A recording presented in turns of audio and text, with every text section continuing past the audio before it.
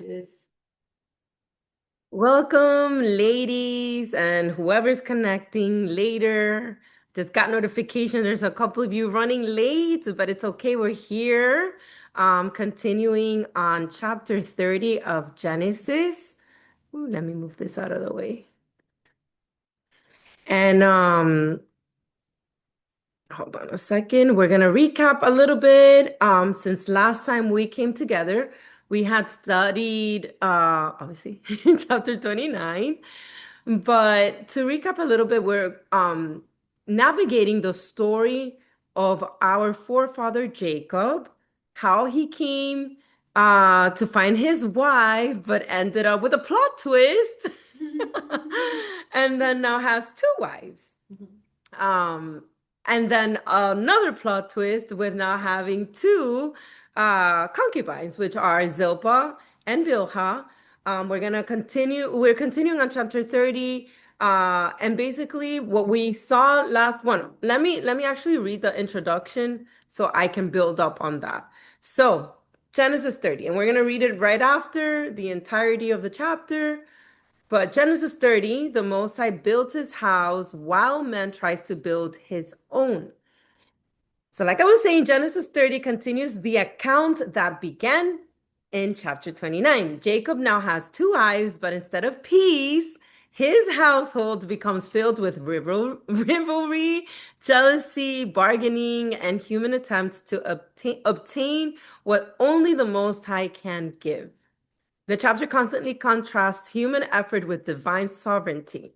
Rachel, Leah, Jacob, and Laban all devise plans to achieve their desires. Yet, throughout the chapter, it becomes clear that the Most High alone opens the womb, gives increase, and prospers his servants. And that is the key of this entire storyline that we're going to see. Not only do we see the rivalry, them striving with each other, them trying to do things in their own, taking things into their own hands. And we don't only see this with Jacob and Laban and Rachel and Leah. We saw it with Sarah and Abraham, and we saw the results, the end results of every single time that mankind, whether righteous or not, has attempted to do the work of Abba, like taking it into their own hands to do it, we see the result of that. And it's not necessarily that they have a sinful life and that they're punished for it, but we see the consequence of their actions stays. And in the case of Jacob, what is the consequence of the action of him deceiving, for example, his father, Isaac? There was rivalry between him and his brother Esau, right? As a result, he flee to, well, obviously he went to find his wife, but regardless of the case, even if he didn't go to find a wife, he had to leave because Esau wanted to kill him, right? He wanted him dead. And so we see the conflict that comes about whenever we try to do things in our own hands. Mind you, in the case of Jacob, it was promised that he would have the firstborn rights had he had just trusted Abba's plan. Had he just waited and for it to be fulfilled, and not only Jacob, but his mother, Rebecca, because Rebecca is the one, Rebecca, right? I'm not mixing up the names. I tend to mix up the names a lot, guys, and I want to apologize because I've noticed when I go back to uploading studies that I'm like, oh my gosh, I completely said the wrong names. But just want to say ahead of time, I apologize ahead of time if I mix up the names. Please understand that when I'm here in front of the laptop, my mind is everywhere, and that's why you have to do your own study, right? So you can correct yourself and correct me if you need to and be like, no, wrong person. But yes, going back, in the case of Isaac, Rebecca and Jacob taking things under in their own matter, helping the Most High. We saw the result of that. And now, oops, ooh, the remote control just went flying. Anyway, and now we see the result of Leah. I mean, not Leah. Well, Jacob now marrying Leah, and then Leah bearing children, having children, and Rachel not having children, and then Rachel bringing Bilhah in the picture, and then the other one, that's what we're going to see today, okay? And what happens? Well, we just read rivalry. happen as a result, right? So although the family is far from perfect, and that is the key, the Most High continues fulfilling his covenant with Abraham, Isaac, and Jacob. His promises move forward because of his faithfulness, not because of man's righteousness. And that is something that Abba is teaching me in this season like never before. And I am going to highlight that like never before. I was sharing with Yasmin earlier. I'm in a season, in a very quiet season where I'm keeping much to myself. Going through my own personal stuff, of course, but in that wilderness, trying to hear from Abba, like, and trying to really remove. I feel like I'm always going back in that cycle of just remove everything that you thought was truth and focus on his truth. And we should always go back to that, right? We're always going to come across people that will, believe it or not, bring mixtures. And so we have to constantly be checking our heart between us and our creator. And why am I bringing this to the table? Why am I saying this? Because in this season, I've had to face myself and realize like there's many things we've done to please men and women in general, right? And to look good in front of others and to try to be too kind, too people pleasing.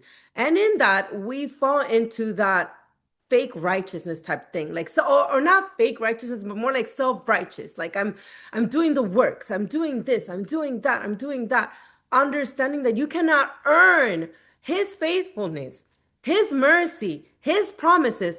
Yes, we're called to do the works, but it's far from doing it to earn his respect, right? It's not to earn his kindness and his mercy and his goodness. It's because we love him that we attempt to be righteous, right? And so it is very important for us to see in this full picture that we continue reading in the story that far from man's righteousness, he fulfills his promises point blank. So I'm gonna leave it at that. I'm not gonna like continue with that. But let's now read. I forget this laptop. I have to go back here. Chapter 29. I mean, no, sorry, 30 in its entirety. Welcome to those who just joined. We are starting chapter 30, and I'm gonna read it in its entirety. Verse 1. Now when Rachel saw that she bore Jacob no children, Rachel envied her sister and said to Jacob, "Give me children or else I die."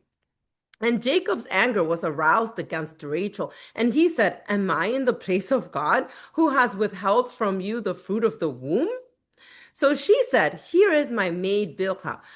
Go into her, and she will bear a child on my knees, that I also may have children by her." Then she gave him Bilhah, her maid, as wife, and Jacob went into her. And Bilhah conceived and bore Jacob a son. Then Rachel said, "The Most High has judged my case, and he has also heard my voice and given me a son." Therefore she called his name Dan. And Rachel's maid Bilhah conceived again and bore Jacob a second son.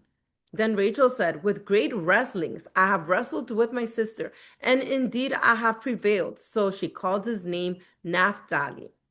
When Leah saw that she had stopped bearing, she took Zilpah, her maid, and gave her to Jacob as wife. And Leah's maid Zilpah bore Jacob a son. Then Leah said, "A troop comes." So she called his name Gad. And Leah's maid Zilpah bore Jacob a second son. Then Leah said, "I am happy, for the daughters will call me blessed." So she called his name Asher. Now Reuben went in the days of wheat harvest and found mandrakes in the field and brought them to his mother Leah. Then Rachel said to Leah, "Please give me some of your son's mandrakes." But she said to her, "Is it a small matter that you have taken away my husband? Would you take away my son's mandrakes also?" And Rachel said, "Therefore, he will lie with you tonight for your son's mandrakes."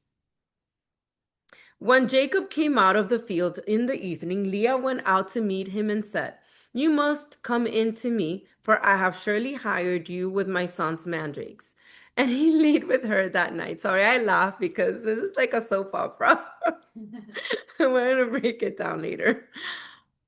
And the Most High listened to Leah, and she conceived and bore Jacob a fifth son.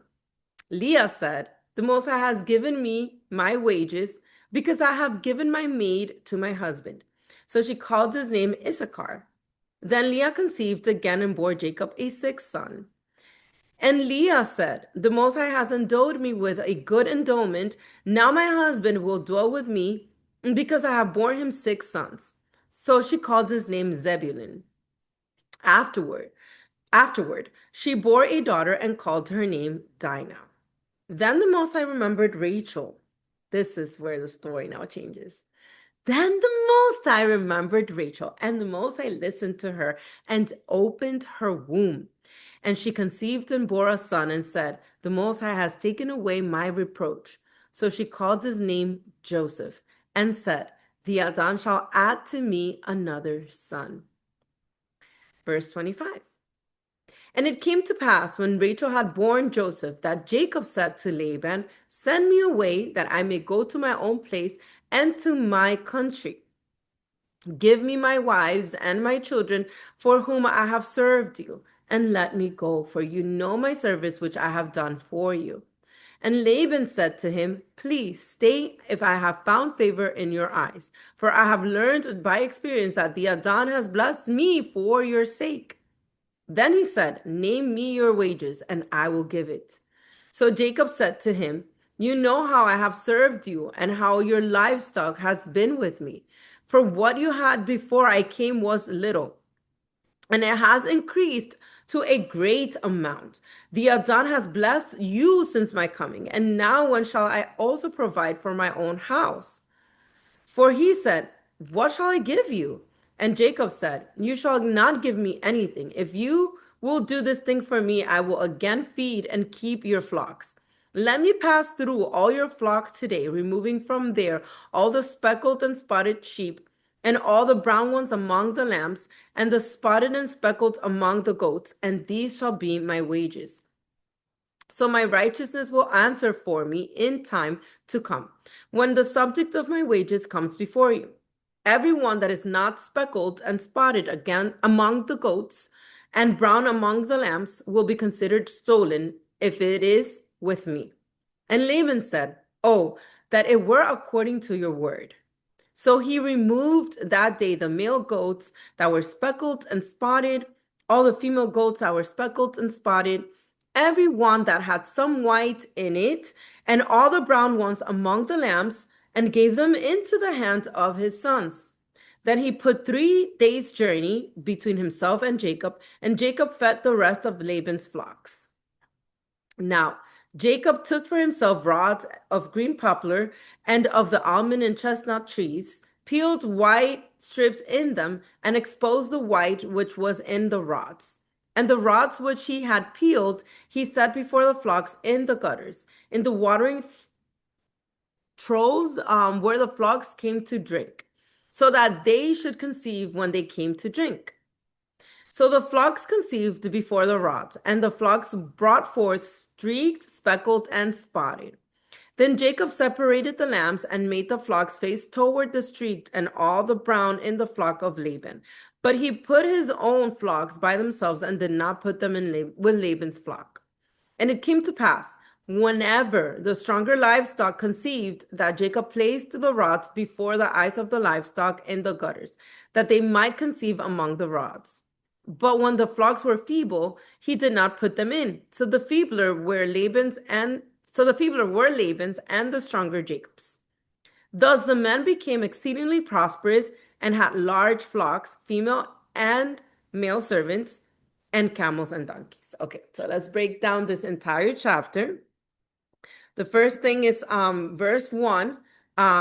We see immediately how the striving begins between Rachel and Leah. It says, now when Rachel saw that she bore Jacob no children, Rachel envied, and this is the key word here, her sister, and said to Jacob, give me children or else I die.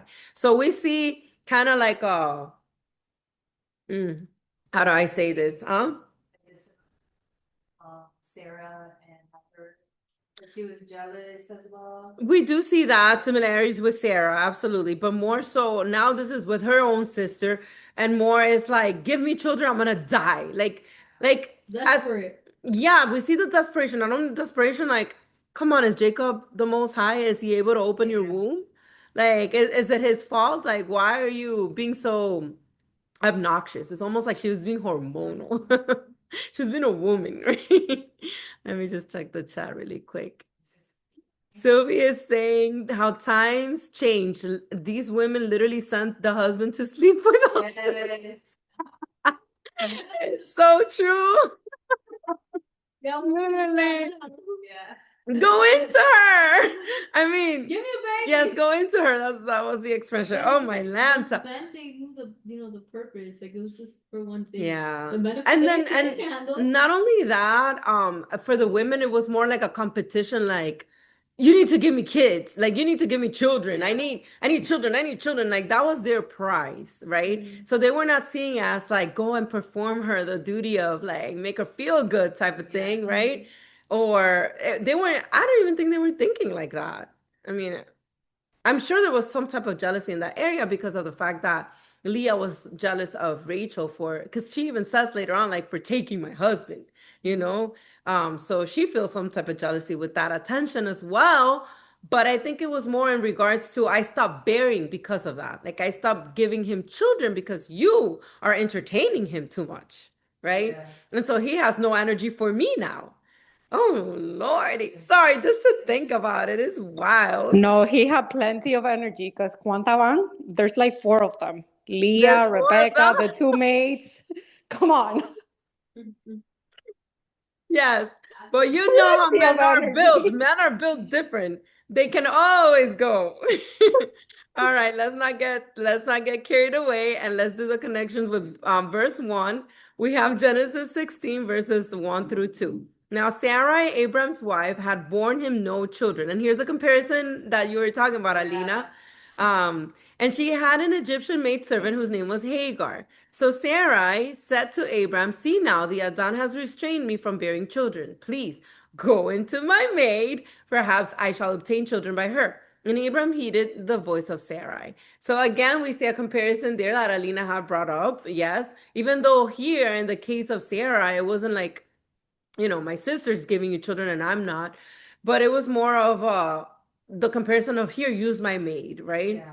Genesis 29:31, what happened here? When the Adon saw that Leah was unloved, he opened her womb, but Rachel was barren. And that's where Rachel's jealousy came in. So notice how Leah was unloved in the sense of he cared more for Rachel, right? But she was still jealous of Leah because it wasn't about the love part, I feel so much. It was about, I'm not giving him children. You see the difference? Genesis 37:11, and his brothers envied him. Now, this is comparing later on Rachel's own son, Joseph, right, being envied by the rest of his brothers. So, and his brothers envied him, but his father kept the matter in mind. So, it's so crazy how this whole fiasco that started between the two sisters carried, like the consequences of that union carried into their children, because now we not only see the jealousy between the sisters and the maids, like, oh, this maid is bearing more than this one and I'm gonna give you my maid, no, I give you my maid, and but we also see it with their own children. It's so crazy to me. First Samuel, another example. First Samuel, chapter 1, verses 5 through 6. And there's so many comparisons with Hannah, by the way. But to Hannah he would give a double portion, for he loved Hannah, although the Adon had closed her womb. And her rival also provoked her severely to make her miserable because the Adon had closed her womb. And to give context to that, what this is saying is that Hannah's husband loved Hannah more than the other wife he had. But Hannah was barren and the other one was not. So very similar to Rachel's case here, right? And so because of the fact that Hannah could not bore children to her husband, the other rival, meaning the other wife, right? It would provoke her all the time saying like, oh, so at least I give him children. You haven't given, what have you given him? So I can only imagine. It's like the same soap opera. Job, also connecting with verse 1, Job chapter 5, verse 2, for wrath kills a foolish man, and envy slays a simple one. So that's just connecting because this was all about the envy. It was all about the original envy that was felt, not only from Rachel to Leah, but from Leah to Rachel. One was envying the fact that the other one could bear children. The other one was envying the fact that she was loved more, right? So again, both are sin. Verse 2, and Jacob's anger was aroused against Rachel. And he said, am I in the place of God, who has withheld from you the fruit of the womb? So we see here, Rachel gets hormonal and demands from Jacob to give her children. And then Jacob's answer was like, he got angry. He's like, listen, woman, like, who am I? Can I like open your womb? Like I love you, but I can't do miracles here. In other words, so connecting with verse 2, just comparing Genesis 16, verse 2. So Sarai said to Abram, see now the Adon has restrained me from bearing children. Please go. And this is again a repetition of what we just read, how she told him go into Hagar, right? 1 Samuel 1:5, but to Hannah he would give a double portion, for he loved Hannah, although the Adon had closed her womb. Again, I'm repeating the same Bible verses to show who's the one that closes the womb and who's the one that opens it. And that's exactly what Jacob was confirming to Rachel here. Like, this is not my doing, woman. Verse 3. So she said, here is my maid Bilhah. Go into her, and she will bear a child on my knees, that I also may have children by her. And again, I know I spoke about this last time, but this is just making it very clear that when they would give these maids to their husbands was literally like a surrogate mother type of thing. The fact that she's saying, bear children on my knees, that I may have children by her, is almost like saying, these are my children because this is my maid. I'm giving you my maid. She is just a womb. Come into her, but the child she has is mine. Technically, the first son she has is Joseph, right? But notice how she names these children. In the chapter, you see the one naming these children is Rachel, because they were like her surrogate children, right? So connecting with verse 3, Genesis 16:2, I'm not going to read that again. Genesis 50:23, Joseph saw Ephraim's children to the third generation. The children of Machir, the son of Manasseh, were also brought up on Joseph's knees. This is just the how do I say this? I know it's different. The bringing up on the knees here has a different meaning. Bearing a child on my knees is almost like I'm gonna deliver this baby. Like basically, I'm gonna be on the knees receiving this child as if it was my own. And in the case of Genesis 50, this is more so that these children, the son of Manasseh, whatever, were brought up on Joseph's knees, meaning that they were counted as his own. So it's the same language, but in different cases, not motherly and not fatherly. Get it? But that's what that means, like bringing them by their knees. Just so you understand. Job 3, verse 12. Why did the knees receive me? Or why the breast that I should nurse? So you see, here Job speaks in a very poetic, metaphorical way, but it's the same exact meaning. Can you get another chair? Oh, I thought it was this other guy. So it's the same meaning of the knees receiving a child, right? It's like as if it's their own. That's what the message I'm trying to convey here. Genesis 16 verses 2-3. Can you please lower that or turn that off? Thank you. So Sarai said to Abram, see now the Adon has restrained me from bearing children. Please go into my maid. Perhaps I shall obtain children by her. And Abram heeded the voice of Sarai. I know I'm repeating this a lot, but it's just to make the point that it is to have children through her. The whole point that I've been trying to make, right? Now, verse 4. Then she gave him Bilhah, her maid, as a wife, and Jacob went into her. And again, I'm not going to read it, but the same story with Hagar. You find it in Genesis 16 as well. Then we have verse 6, chapter 30, verse 6. Then Rachel said, the Most High has judged my case, and he has also heard my voice and given me a son. Therefore, she called, meaning Rachel called his name Dan, the son that who bore Bilhah, her maid. Do you see what I'm saying? So Bilhah is just a womb. Like I said last time we did the study in the book of Ruth, you see Ruth naming Leah and Rachel as the mothers of Israel, meaning the mothers of the 12 tribes, but they don't make mention of Bilhah and Zilpah. Because really, Bilhah and Zilpah are just the maids that are giving service to these women. Do you guys, is it clear now? A lot of people will say, oh, Jacob had 4 wives and bore, like, Israel came forth through 4 wives. But really, if you're bringing it into their culture and their mindset and what they understood was, it was just 2 wives through 4 different wombs. You understand what I'm saying? So, which is crazy to me because the 2 wives, oh, it's almost like representing the 2 houses as well, the 2 kingdoms. So there's a lot there. So connecting with that verse 6, we have Genesis 18:25. Far be it from you to do such a thing as this, to slay the righteous with the wicked, so that the righteous should be as the wicked. Far be it from you, shall not the judge of all the earth do right? And this is, I believe, the case of what was his name? The oh my gosh, I forgot his name. The king, when they did the deal, the covenant thing, I forgot his name. Whatever, him. And I'm sorry, I'm blanking out. But connecting that with verse 6 is the same language being used as the Adambi judge my case, right?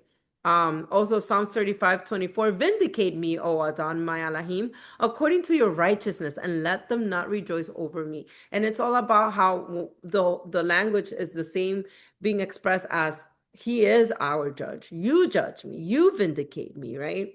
Psalms 43, verse 1. Again, vindicate me, O Adon, and plead my cause against an ungodly nation. Oh, deliver me from the deceitful and unjust men.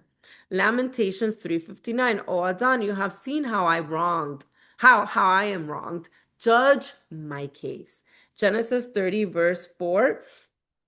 No, that one connects with verse 9. But again, that is that is literally what the name Dan means. It literally means to judge.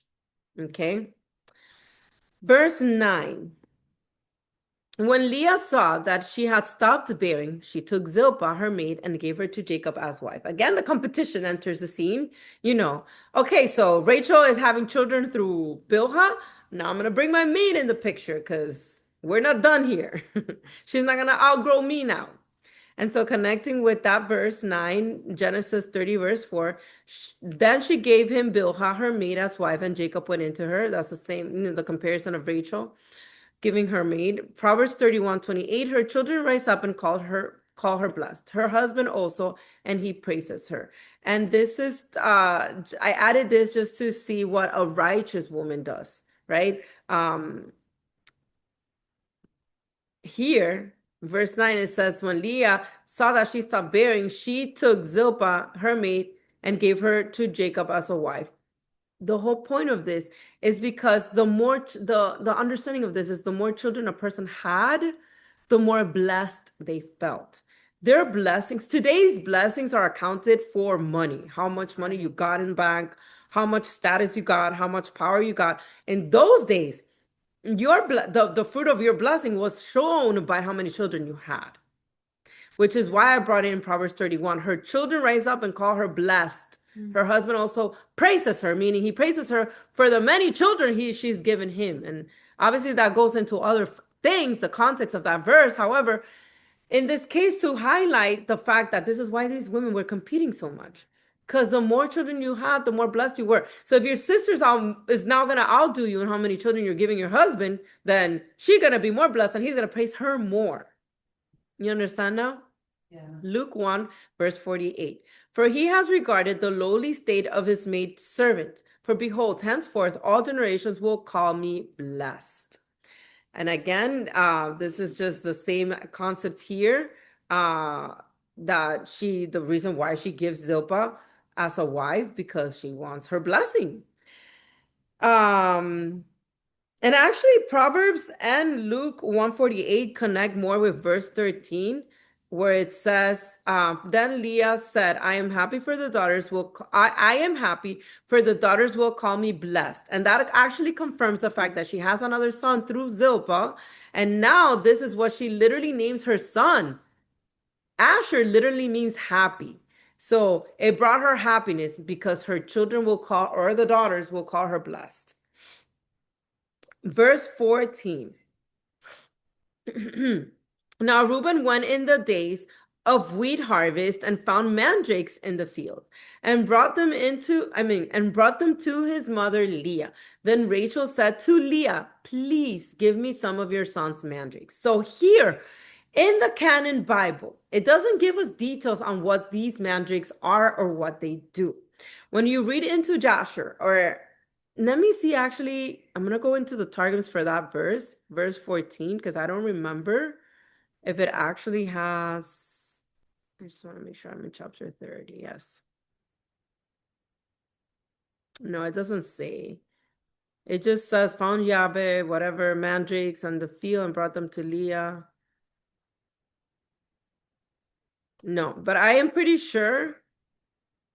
Yeah, I am pretty sure.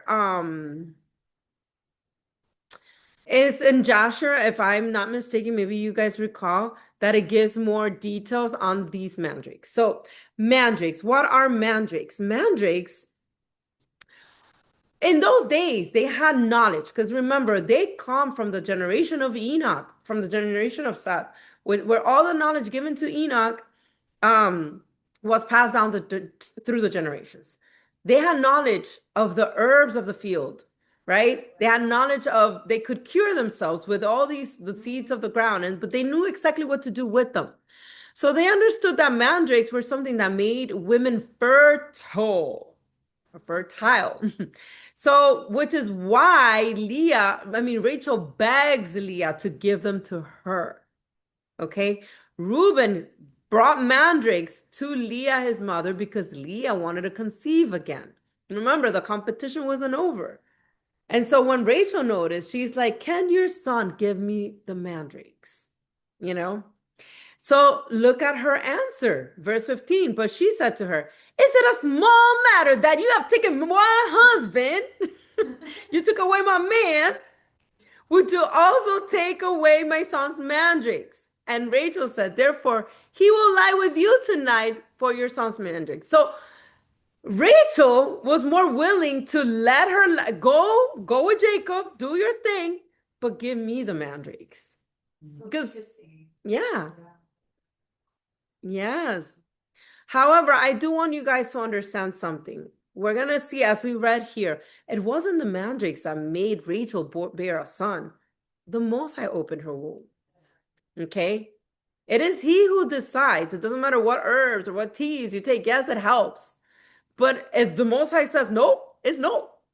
At the end of the day, he decides who lives and who doesn't, who stays and who goes away, right? And so, but I did want to bring into knowledge that mandrakes, what they represented and still represent today, right? And why the desire to have them from Rachel's end. Well, from both of their ends. So connecting with verse 14 about the mandrakes, we have Genesis 25:30, which had nothing to do with the mandrakes, but it's more like, and Esau said to Jacob, please feed me with the same red stew, for I am weary. Therefore, his name was called Edom. And this is just the asking the brother for something, right? I don't even know. I shouldn't have put that one there, but yeah, this is more the one I meant. Song of Songs, or Song of Solomon, how some have it in their Bibles, chapter 7, verse 13.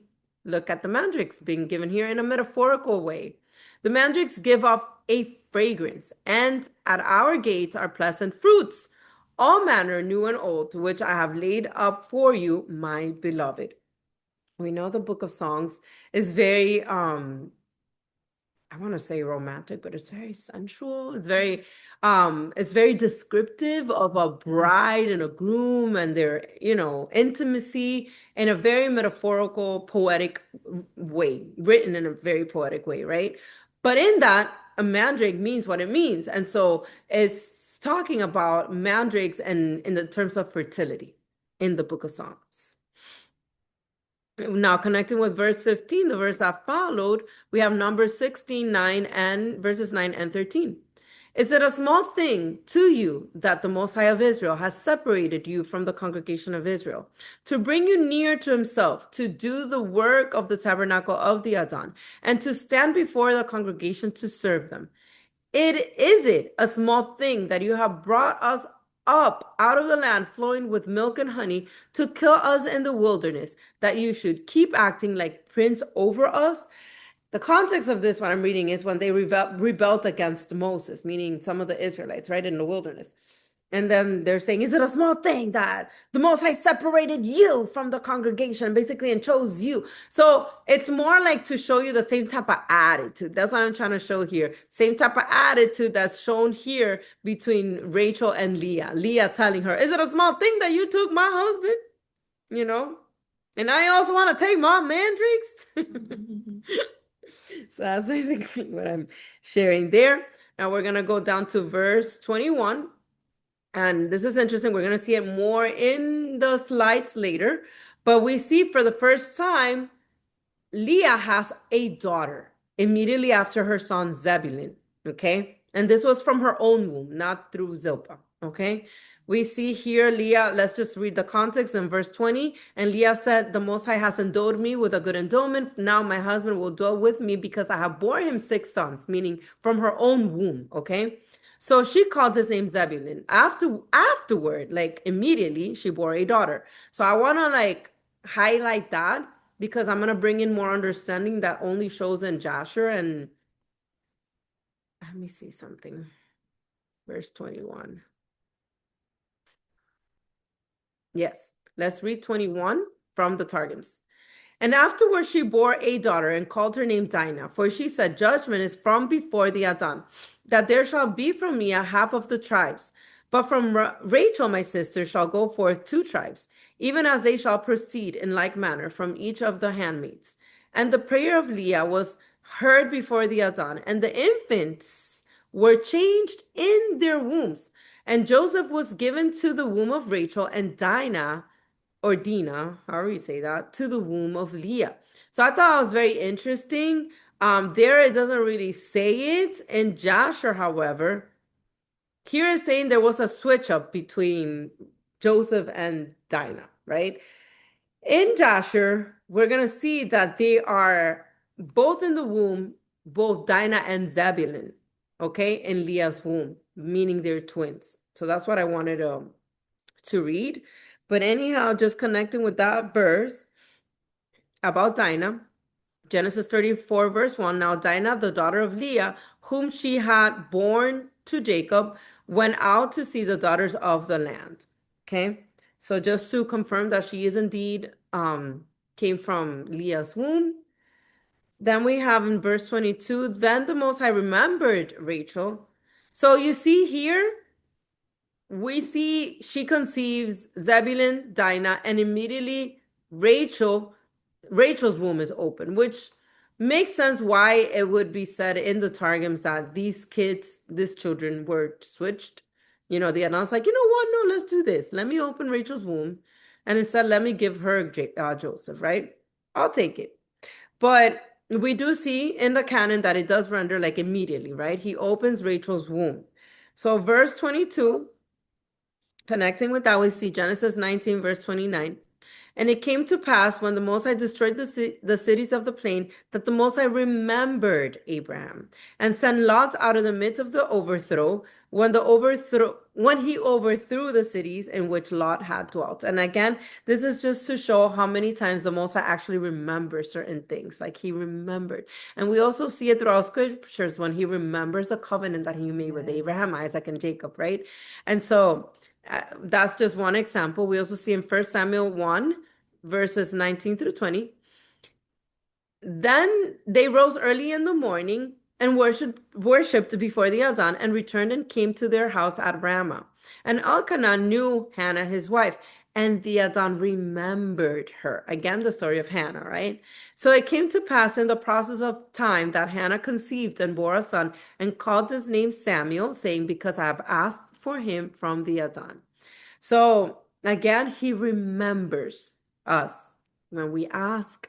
It's not that he's forgotten, but it's almost like in his perfect timing, he's like, oh, Let me go back to Alina. Let me go back to Yasmin. I remember you, right? And so that is basically what that is saying there. We also see it in Genesis 29:31. When the Adon saw that Leah was unloved, he opened her womb, but Rachel was barren. And again, he remembers Leah first because she was unloved, right?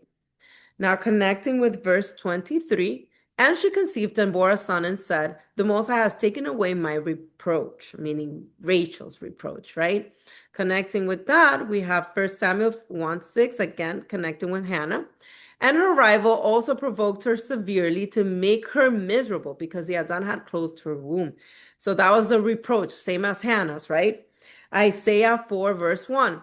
And in that day, 7 women shall take hold of one man, saying, we will eat our own food and wear our own apparel. Only let us be called by your name to take away our reproach. And we know that this is a metaphor. And if you study it in context in Isaiah, this is more referring to the 7 churches. The 7 women, right, taking hold of one man who takes their reproach, the one man being the bridegroom, which is our Messiah. But again, it's just to show that same language of someone taking away their reproach. In this case, the Most High taking away Rachel's reproach by opening her womb. We also have Luke 1, verse 25. Thus the Adon has dealt with me in the days when he looked on me to take away my reproach among people. And again, taking away the reproach is always by him. He took away the reproach, right? So verse 24, so she called his name Joseph and said, the Adon shall add to me another son. Literally, that's what it means. He will add. Connecting with verse 24, Genesis 35, verses 16 through 18. Then they journeyed from Bethel, and when there was but a little distance to go to Ephraim, Rachel labored in childbirth, and she had hard labor. Now it came to pass when she was in labor, hard labor, that the midwife said to her, do not fear, you will have this son also. And so it was, as her soul was departing, for she died, that she called his name Benoni, but his father called him Benjamin. So we do see that he added another son. Sadly, and we'll see why later, she ends up passing away at the birth of her second son, which is, that part is very, very sad. Verse 26, actually no, verse 25. And it came to pass when Rachel had borne Joseph that Jacob said to Laban, send me away that I may go to my own place and to my own country. Genesis 24, 54 and 56. And he and the men who were with him ate and drank and stayed all night. Then they arose in the morning, and he said, send me away to my master. And he said to them, do not hinder me, since the Adon has prospered my way. Send me away so that I may go to my master. And again, we see a repetition of this, not only with Jacob, we saw it with Isaac. And then we see it again here in Genesis 18:33. So the Adon went his way. So the Adon went his way as soon as he had finished speaking with Abraham, and Abraham returned to his place. Yeah, that's Genesis 18:33. Any questions up to this point, by the way? I think it's very straightforward, right? Verse 26. Give me my wives. And this is, again, this part is Jacob asking Laban to let him go. He basically had to labor for all these extra years that weren't part of the plan, right? And now he's saying, let my people go. Let me go to my country. So verse 26, give me my wives and my children for whom I have served you, and let me go, for you know my service which I have done for you. And confirming this and was in last study, Genesis 29, 18 through 20, 27 and 30. Now Jacob loved Rachel, so he said, I will serve you 7 years for Rachel, your younger daughter. And Laban said, it is better that I give her to you than I should give her to another man. Stay with me. Verse 20. So Jacob served 7 years for Rachel, and they seemed only a few days to him because of the love he had for her. Verse 27. Fulfill her week and we will give you this one also for the service which you will serve me with me still another 7 years. So 7 plus 7, 14, right? Verse 30, then Jacob also went into Rachel, and he also loved Rachel more than Leah, and he served with Laban still another 7 years. So in other words, the original deal was 7 years, but then he tricked him and added another 7 years. So that's what he's saying here on verse 26, where he says, for whom I have served you, and let me go, for you know my service which I have done for you. Okay. Um, and then connecting with that also, we have Genesis. Oh, actually, no, Hosea 12:12. Jacob fled to the country of Syria. Israel served for a spouse, and for a wife he tended sheep. And then we know it wasn't just one wife, for two. All right, so verse 27. And Laban said to him, please stay, if I have found favor in your eyes, for I have learned by experience that the Adon has blessed me for your sake. So Laban didn't want to let go of Jacob because he understood, you come with blessings. If you leave, my blessing is gone. In other words, it's almost like with Joseph, we're going to see later on, wherever the righteous person in covenant stood, there followed the blessing. And so Laban was afraid to lose that. Like, if you leave me, basically you're taking my protection and my blessing away, which is why he didn't want him to go. So connecting with verse 27, we have Genesis 26 verse 24. And the Adon appeared to him the same night and said, I am the Adon of your father Abraham. Do not fear, for I am with you. I will bless you and multiply your descendants for my servant Abraham's sake. And we see that promise already been fulfilled through Isaac and now through Jacob. And Laban saw that. Genesis 39 verse 3. And his master saw that the Adon was with him, and that the Adon made all he did to prosper in his hand. And this is later on with Joseph. Okay. And that's exactly what I meant. It's Isaiah 61:9. Their descendants shall be known among the Gentiles, and their offspring among the people. All who see them shall acknowledge them, that they are the posterity from the Adon, the posterity whom the Adon has blessed. Great connection there. Verse 28. Then he said, name me your wages and I will give it. Meaning Jacob said that to Laban. Name me the wages and I will give it. Just let me go. Let my people go, right? Connecting with verse 28. Two more Genesis connections. Genesis 29:15. Then Laban said to Jacob, because you are my relative, should you therefore serve me for nothing? Tell me, what should your wages be? Okay, so he told them from the beginning, you need to pay me to be with me. And that's why we now see Jacob saying, name the wages and I'll give them to you. I want to get out of here. Just tell me the wages, right? Genesis 31:7 and 41. Yet your father has deceived me and changed my wages 10 times, meaning Laban changed Jacob's wages 10 times. That's what he's saying here. But the Most High did not allow him to hurt me. Thus I have been in your house 20 years. So mind you, it wasn't 14, 20 in total. I served you 14 years for your 2 daughters and 6 years for your flock. And you have changed my wages 10 times. So the guy was very deceitful and crafty and sneaky and just wanted to keep him at all costs. Verse 29. So Jacob said to him, you know how I have served you and how your livestock has been with me. Connecting with verse 29, we have Genesis 31:6 and then 38 through 40. And you know that with all my might I have served your father. These 20 years I have been with you. Your ewes and your female goats have not miscarried their young, and I have not eaten the rams of your flock. That which was torn by beast I did not bring to you. I bore the loss of it. You required it from my hand, whether stolen by day or stolen by night. There I was. In the day the drought consumed me, and the frost by night, and my sleep departed from my eyes. Matthew 24:45. This is Messiah now. Who then is a faithful and wise servant, whom his master made ruler over his household, to give them food in due season? Titus 2, verse 10, not pilfering. This is giving an example of what a good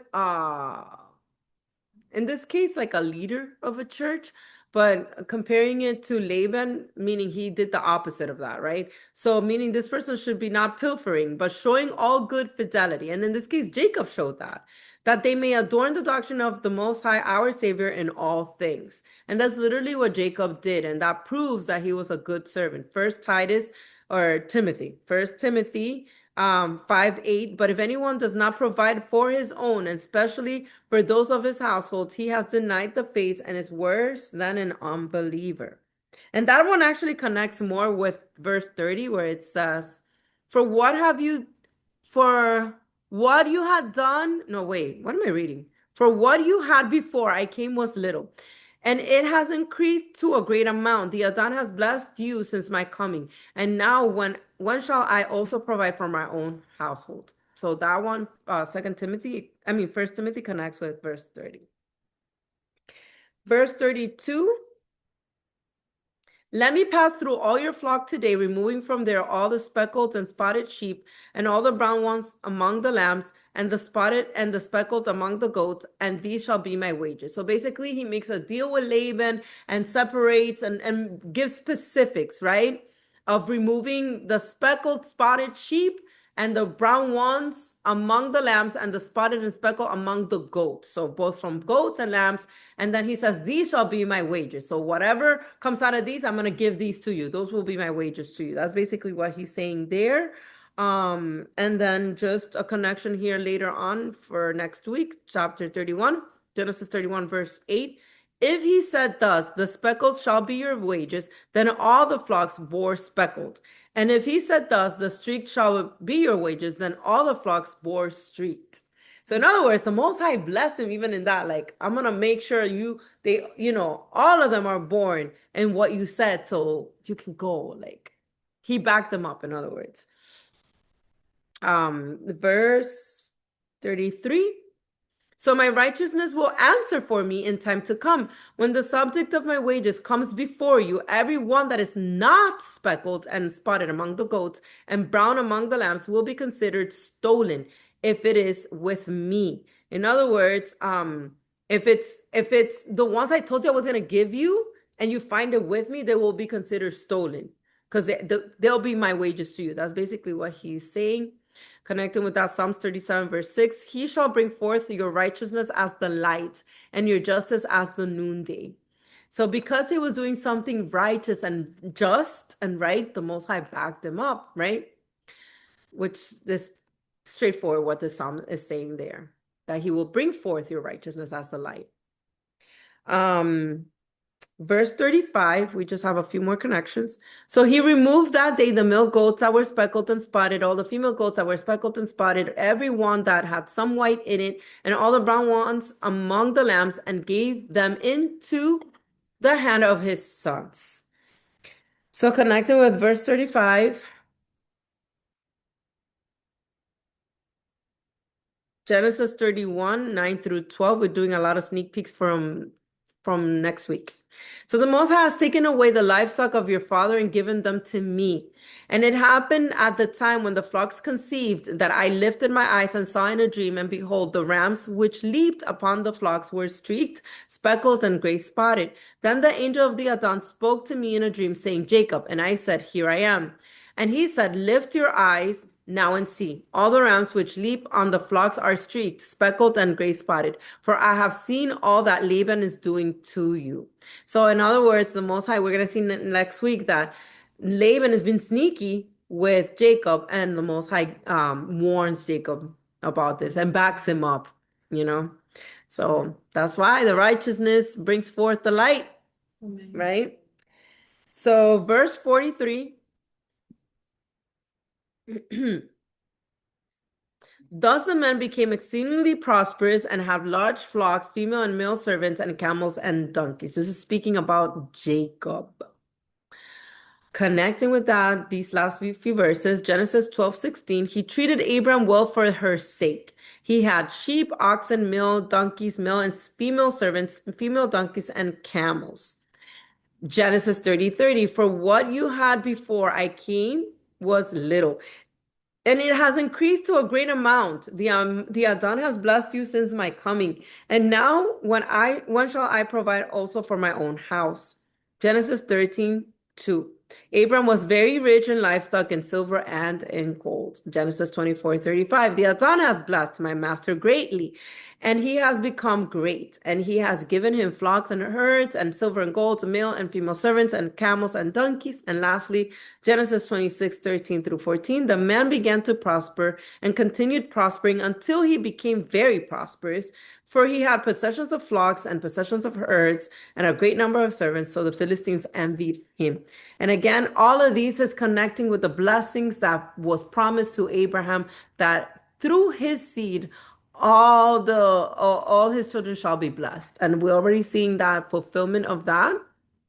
I'm gonna now share the slides to summarize everything we just read and put it together, put the whole picture together. So once again, going back to verse 1, we see Rachel, who had once been favored, the favored wife, now experiences the pain of Leah, the pain Leah previously carried, right? Leah lacked Jacob's affection while Rachel lacks children, because why? The Most High had closed her womb. This mirrors Sarah's impatience in Genesis 16. Instead of waiting upon the Most High, Rachel looks for another solution, which is what we said at the beginning and the consequences of that, right? Jealousy has now entered the family. Genesis 37:11 later uses this same word when Joseph's brothers became jealous of him. Jealousy repeatedly becomes a destructive force within Jacob's family. Job warns that envy slays the simple. So Rachel's desperation also resembles Hannah's suffering that we read in 1 Samuel. But unlike Hannah, Rachel initially turns her frustration towards Jacob instead of crying out to the Most High.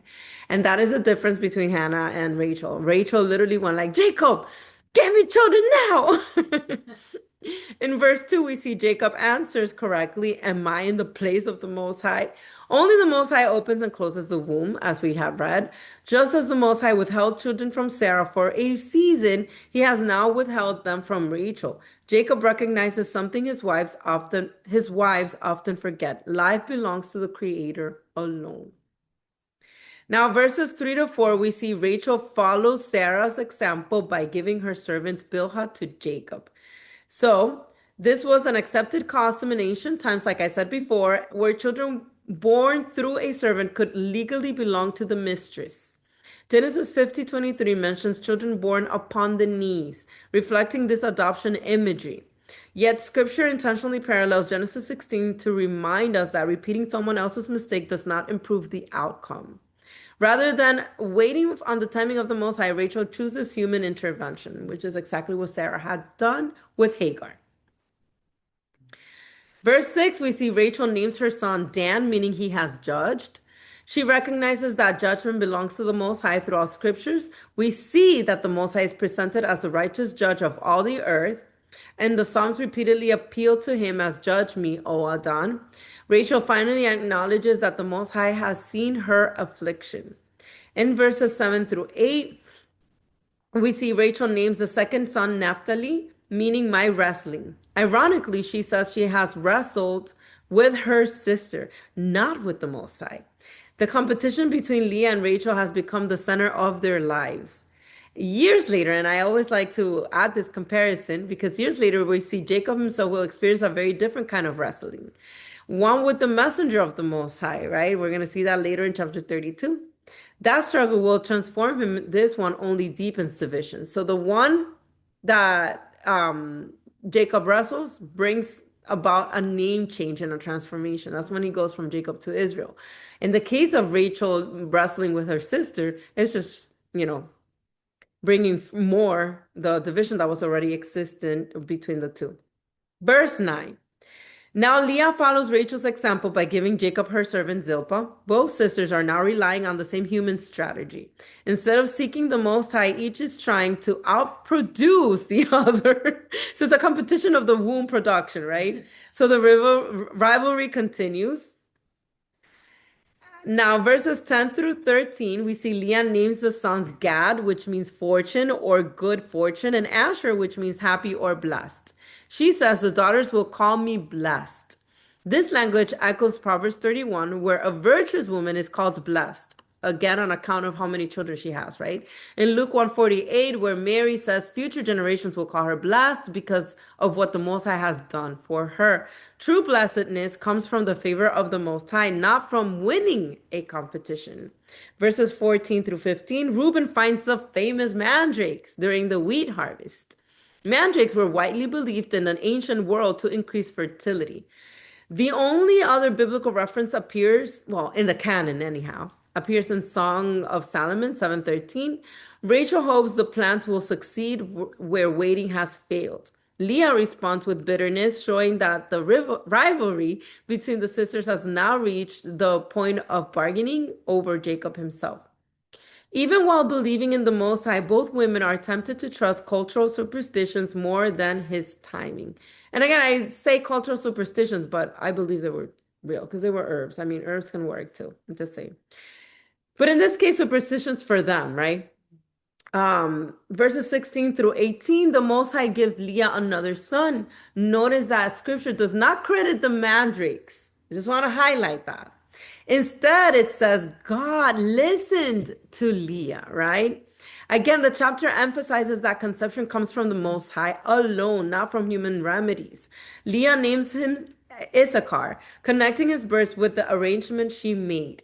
Even though human motives remain mixed, the Most High continues accomplishing his covenant purposes. Verses 16 through 18, the Most High gives Leah another son.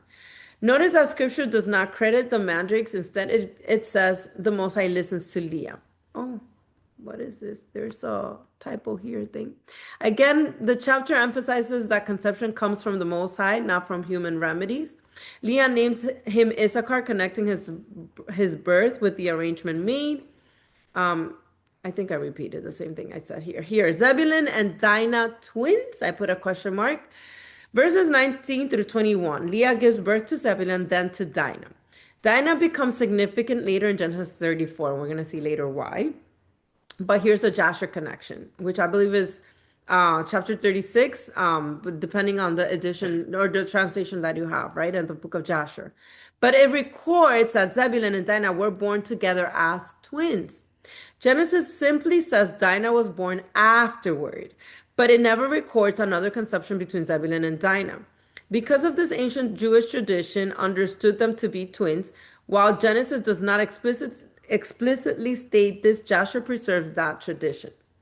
So again, doesn't make a difference whether they were twins or not, but I wanted to bring in the different understanding, which I think would make sense.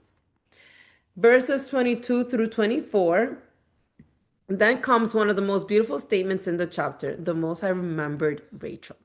This does not mean the Most High had forgotten her, right? Throughout scripture, when the Most High remembers, he acts on behalf of his covenant, which is why I brought the example of he remembered the covenant with Jacob, Isaac, and Abraham, right? So throughout scripture, again, just as he remembered Noah, Abraham, and Hannah, he now remembers Rachel. Her reproach is removed. She names her son Joseph, meaning may he add another son. May the Adon add another son. Her prayer will later be answered with Benjamin. In Genesis, we will see it later in Genesis 35. Again, it was not the mandrakes that opened the womb, it was the Most High. Verses 25 through 26, once Joseph is born, Jacob desires to return home. And I think it's not by coincidence, by the way, because of what Joseph represents. Joseph represents the fullness of the nations, right? And Jacob desires to go back home when Joseph is born. Almost as if when the fullness of the nation has come, then all Israel shall be saved, as Paul later states. I don't know if by coincidence or not, but I believe there's no coincidence in the scriptures, right? So his years of service are now complete, which again, very foreshadowing. The years of service of the Adon would be complete when the fullness of the nations have come together, right? Hosea later summarizes Jacob's life. Jacob fled, and for a wife he served. And again, that's also a metaphor for Messiah himself. Jacob has faithfully fulfilled his agreement. Verses 27 through 30. Laban admits something important. He has been blessed because of Jacob. This repeats a major covenant promise first given to Abraham. Those connected with the covenant people receive blessing. Jacob had faithfully managed Laban's household, much like Joseph later prospers Potiphar's house in Egypt. We're going to see that later. So faithful stewardship brings blessings. Verses 31 through 35, Jacob promises an unusual arrangement. Instead of demanding immediate wages, he asks only for the spotted and speckled animals. Laban quickly removes those animals, assuming Jacob will receive almost nothing. From a human perspective, Jacob has been cheated once again. But Jacob is no longer depending upon Laban. His confidence is beginning to rest in the Most High. Psalms 37 reminds us that he shall bring forth your righteousness as the light, as we just read. Verses 36 through 43, Jacob places peeled rods before the flocks. While many theories exist regarding this practice, Genesis 31 later reveals the true reason for Jacob's success. The Most High himself caused the stronger animals to bear the speckled offspring. The rod were not the source of the blessing. The divine revelation in Genesis 31 makes that clear. Just as Abraham, Isaac, and later Joseph prospered because the Most High was with them, Jacob now becomes exceedingly wealthy, like we just read, right? His prosperity fulfills that the covenant promises first spoken to Abraham. The chapter closes with Jacob possessing large flocks, servants, camels, and donkeys. So the blessing of the covenant is becoming increasingly visible. Now, in conclusion, what do we see here? Genesis 30 is a chapter full of striving. And in that we see Rachel strives against Leah. Leah strives for Jacob's affection. Laban strives for wealth. Jacob works faithfully while enduring manipulation or a narcissist. Everyone has a plan, yet above every human scheme stands the sovereignty of the Most High. The repeated message is unmistakable. He opens the womb, he remembers his people, he gives increase, and he prospers whom he chooses. Human effort cannot replace divine blessing. And I'm going to say it again. Human effort cannot replace divine blessing. This chapter also marks a turning point in the covenant story. The house of Israel continues to grow, with the tribes taking shape despite the brokenness and the rivalry of the family, right? So the Most High remains faithful to his promise to Abraham, proving that his covenant advances not because of human perfection, but because of his unchanging faithfulness. I said it at the beginning, and I say it again, and I wrap up with this. It has nothing to do with what we can do. All he wants is a willing heart. The rest is just his faithfulness, really. So I pray this has edified you. Again, these chapters are just keep connecting, building on one on top of the other. If you are a little lost because you maybe didn't connect with us our previous study, I suggest maybe catch up with the studies that I have on YouTube so that it makes more sense to you. And once again, I pray this continues to bless you and edify you. And I'm excited to start soon with the story of Joseph because it's my favorite part of Genesis. But yes, we're getting there. We're getting there.